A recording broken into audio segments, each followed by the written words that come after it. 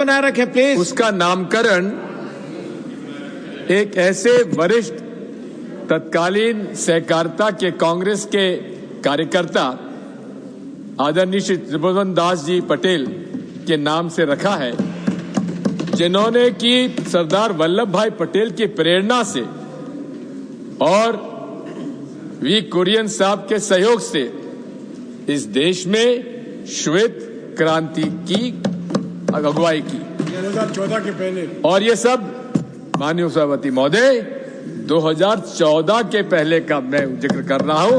उसके बाद क्या हुआ है उसकी जानकारी शायद मंत्री जी देंगे। माननीय लोकतंत्र में सरकार की नियत, उसकी नीति, नियम और कानून जो बनाते हैं उस पर झलकती है। इस पूरे 11-12 साल के इनके कार्यकाल में 3 बिंदु साफ झलकते हैं। एक, हर नीति में, नियम में, कानून में इनकी नियत झलकती है पूंजीवादी व्यवस्था के पक्ष में।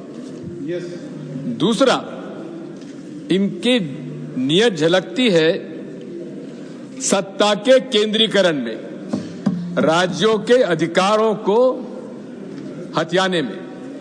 और तीसरी, माननीय सभापति महोदय आप जानते हैं, हर बात में सांप्रदायिक कटुता फैलाकर वे अपनी नियत प्रदर्शित करते हैं।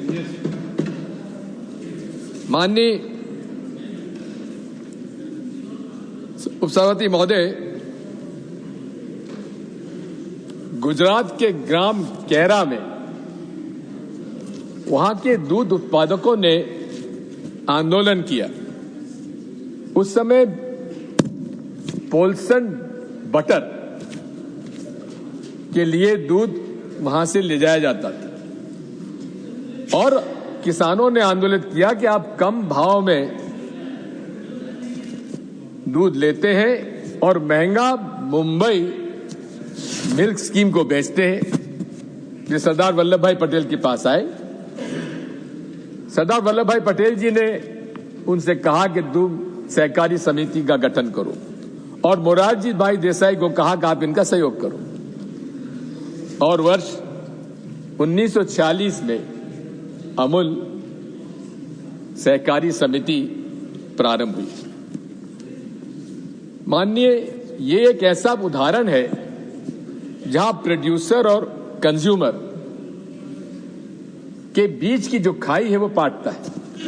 सामान्य तौर पर आज के व्यवस्था में किसान को उनकी उपज का केवल 30-40% ही मिल पाता है बिचौलिए और प्रोसेसिंग के बाद।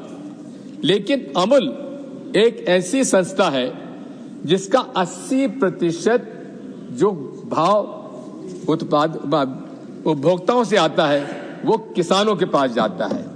यही शक्ति है सहकारिता की और इसमें यही कारण है जिसकी वजह से हमारे भारतीय संविधान की आर्टिकल 2043 में संविधान के ऊपर, संविधान में सहकारिता पर पूरा एक आर्टिकल रखा गया।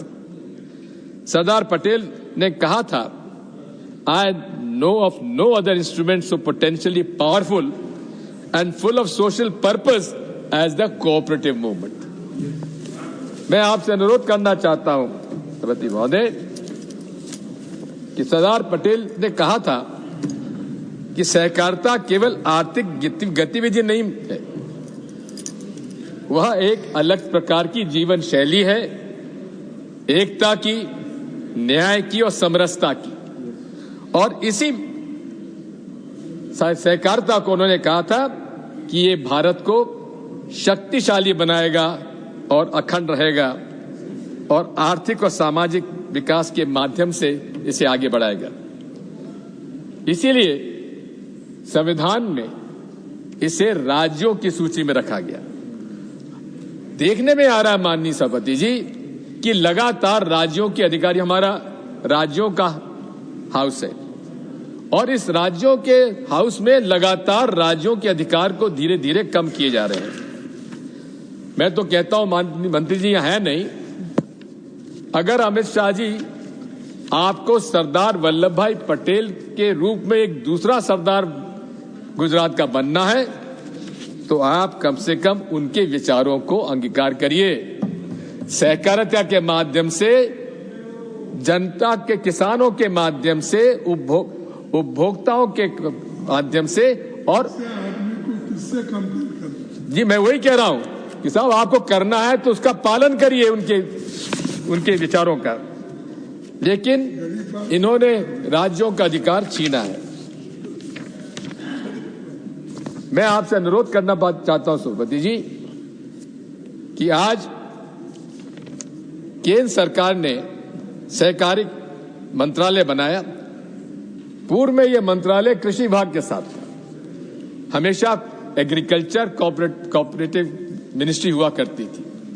लेकिन किस उद्देश्य के साथ और किस मंशा के साथ माननीय प्रधानमंत्री जी ने सहकारिता को अलग किया और सहकारिता को कृषि से अलग करके गृह मंत्रालय के साथ जोड़ा, ये क्या राज छिपा है मैं कह नहीं सकता। आज इस मामले में मैं आपसे अनुरोध करना चाहता हूं कि इसमें क्या राज छुपा है तो जोशी जी आप पता नहीं लगा पाओगे। ये गुजरात का मामला है। मैं अनुरोध करना चाहता हूं कि आज आप देख रहे हैं आई एम नॉट यील्डिंग, इस बिल के माध्यम से कोऑपरेटिव का कॉर्पोरेटाइजेशन हो रहा है, यानी कि कोऑपरेटिव जो मिनिस्ट्री है और कोऑपरेटिव सहकारिता जो है वो सहकारिता किसान और मजदूरों के हाथ से निकालकर उसे उद्योगपतियों के हाथ में सौंपने का षड्यंत्र है। मैं आपसे अनुरोध करना चाहता हूं, भारत और विश्व स्तर पर सहकारिता आंदोलन हमेशा से समाजवादी विचारधारा उसमें निहित रही है। यह श्रमिक केंद्रित आंदोलन रहा है और श्रमिकों के नेतृत्व में चलता है। इसमें कैपिटलिज्म, कॉरपोरेट्स और सहकारिता में यही अंतर है। कैपिटलिज्म में कॉरपोरेट्स जो है पूंजी से मजदूर लेते हैं और यही सहकारिता मजदूरों से पूंजी इकट्ठी की जाकर मजदूरों को उसका हक दिया जाता है। यही फर्क है कॉरपोरेट्स और कोऑपरेटिव के बीच में। मैं आपसे अनुरोध करना चाहता हूं, हमारे संविधान में कोऑपरेटिव सोसाइटीज में हर 5वें साल चुनाव होना चाहिए। 6 महीने से उससे एक्सटेंशन के बाद किसी हालत में उन्हें चुनाव कराना आवश्यक है। लेकिन आप देख रहे हैं, मुझे मालूम है अनेक प्रदेशों में जहां भारतीय जनता पार्टी की डबल इंजन सरकारें हैं, सहकारी समितियों के चुनाव नहीं कराए जाते और प्रशासक नियुक्त किया जाता है। प्रशासक के माध्यम से वे सहकारी समितियों में जैसा चाहते हैं वैसा मन माना वे निर्णय कराते हैं। मैं और की बात तो नहीं जानता ज्यादा, लेकिन मध्य प्रदेश के बारे में कहना चाहता हूं। मध्य प्रदेश में 4536 पैक्स हैं, प्राथमिक सहकारी समितियां हैं। उनमें से 3800 यानी कि 80% जो प्राइमरी एग्रीकल्चर सोसाइटीज हैं वे पूरी तरह से आज ओवरड्यू हो चुकी हैं, भारी घाटे में है और वहां के चुनाव भी नहीं हो रहे। इसी प्रकार 38 जिला सहकारी बैंक में से लगभग 13 जिला सहकारी बैंक की हालत यह है कि वे 2000 रुपए भी अपने सदस्यों को नहीं दे सकते। इसी प्रकार घोटालों का अंबार है। शिवपुरी जिला सहकारी बैंक में 100 करोड़ का गबन हुआ, कोई कार्रवाई नहीं हुई। इसी प्रकार ग्वालियर में 25 करोड़ गबन हुआ, कोई कार्रवाई नहीं हुई। यही नहीं है माननीय सभापति महोदय, अनेक सहकारी संस्थाओं में 20 साल से सहकारी समिति के चुनाव नहीं हुए और प्रशासक को बैठा रखा है। ये माननीय मंत्री जी इस बारे में आप कम से कम जोशी जी, गृह मंत्री जी को इतना बता दीजिए, अरे सहकारिता मंत्री जी को बता दीजिए कि कृपया आप सहकारिता के मंत्री हैं तो कम से कम राज्यों में क्या सहकारिता की हालत है पता लगा लीजिए।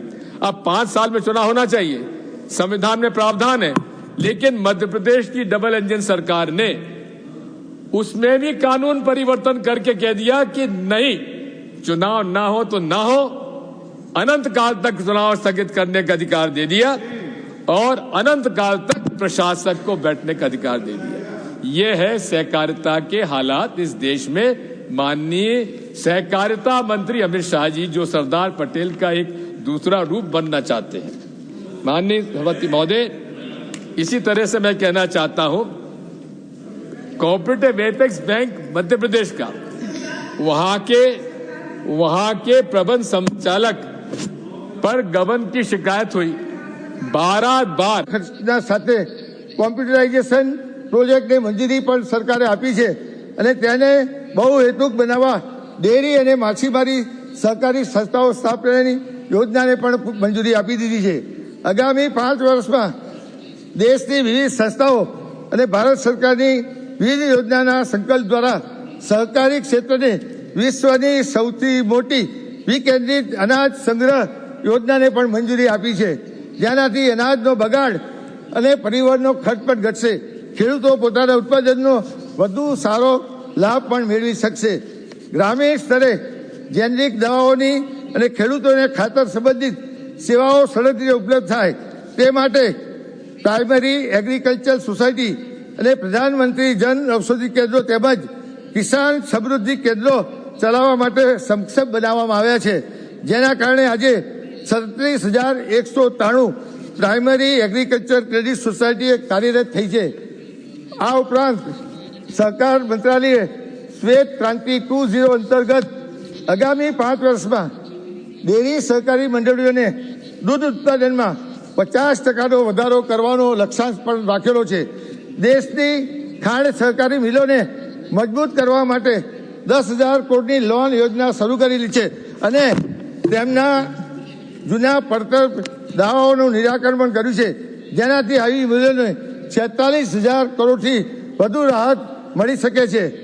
દેશના આદરણીય વડાપ્રધાન જ્યારે વિકસિત ભારત 2047ના સંકલ્પને લઈને ચાલે છે અને માનનીય ગૃહ અને સહકાર મંત્રી શ્રી સહકાર સે સમૃદ્ધિના અભિગમ સાથે આગળ વધી રહ્યા છે, ત્યારે ભારતની સહકારી ક્ષેત્રે પ્રથમ વિશ્વવિદ્યાલયની સ્થાપના એક્ટ દ્વારા થઈ રહી છે।